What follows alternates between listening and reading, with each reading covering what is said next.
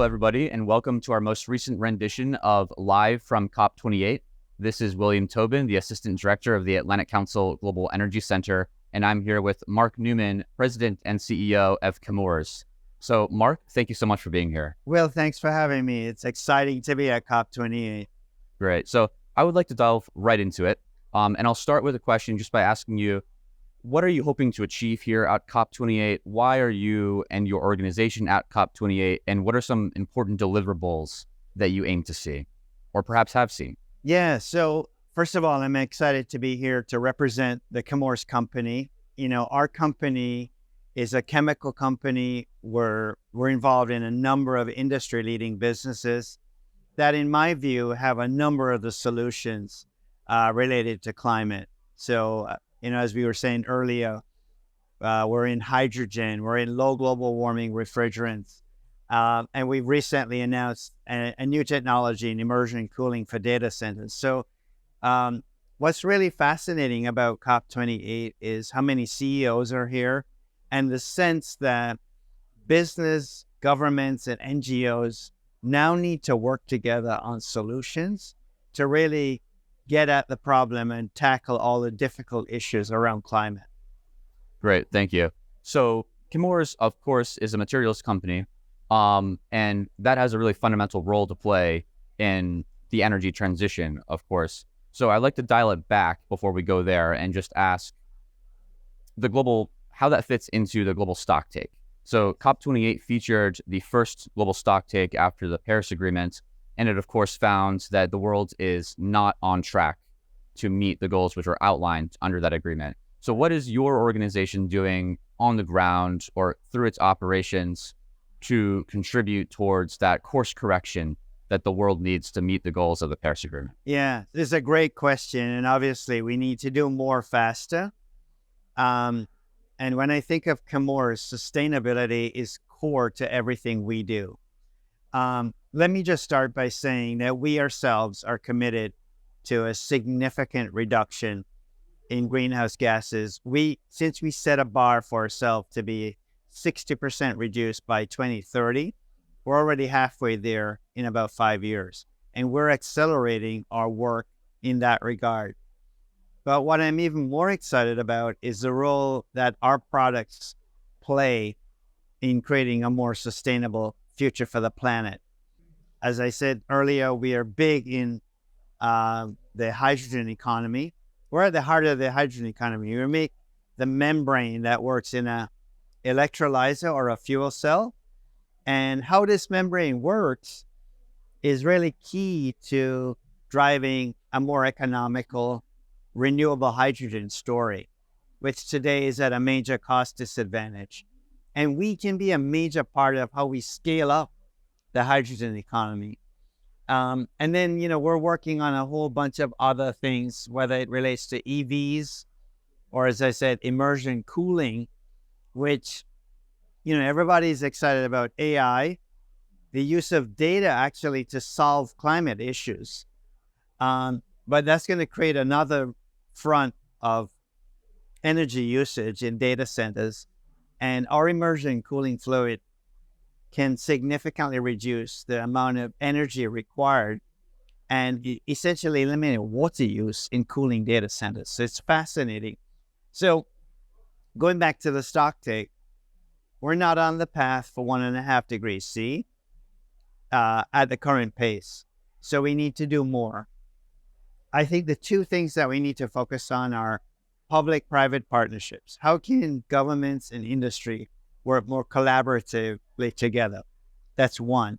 The second thing that I think that nobody's talking about is the cohesion on regulation. So for us to build a new membrane plant, we need permits. For us to bring immersion cooling to commercialization, we need the product approved. We need permits to build this stuff. So, a lot of people are very focused on the monies, whether it's IRA and, so-called 45V tax credits. And that's a great first step, but we need to look at what is the supply chain that can really scale up, and how does the left hand and the right hand, in terms of the money and the regulations, work together to really get this thing moving at a much faster pace. In our conversation for this interview, you also said that you wanted to highlight how we keep COP28 and the achievements that are made here, or just in the COP process in general, durable and sustainable. How do we carry ambition forward? So I'm just curious if you have any thoughts broadly about how we do that, but also perhaps how does that tie into what you're trying to do at Chemours? Yeah.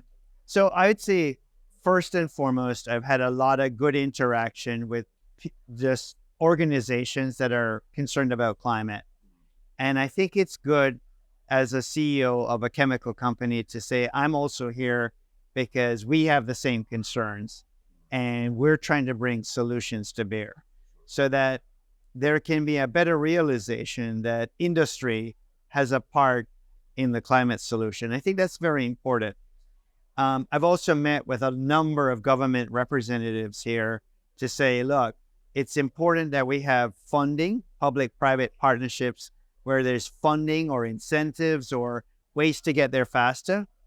But man, we really need the regulations to work hand in glove with the funding. So I've spent a lot of time in the hallways here having conversations with folks that say, in order for us to scale up hydrogen, there needs to be a more effective ecosystem. We're actually, we've announced a new membrane facility that we want to get built. But how do we bring this up faster?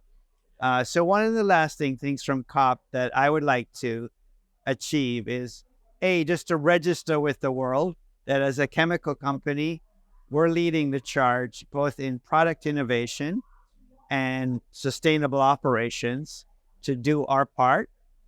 But we're looking to collaborate with NGOs and government to do more. And we really need, I've said it a number of times now, much more cohesion in the regulatory landscape that will allow us to fast track, parts of the hydrogen ecosystem or the low global warming refrigerant ecosystem or the immersion cooling ecosystem to really start to have a difference now so we can have a chance to get back to the 1.5 degrees C versus the stock take that says we're not doing so well. Absolutely. I think one of the interesting things too about what's happening now in the United States with the Inflation Reduction Act is that that's a carrot, but it's a carrot that kind of enables sticks, or sticks might not be the right word, but regulation. And I think that's important, especially for hydrogen. I think it's also key what you just highlighted about how you need an integrated approach to the whole value chain for the hydrogen technologies.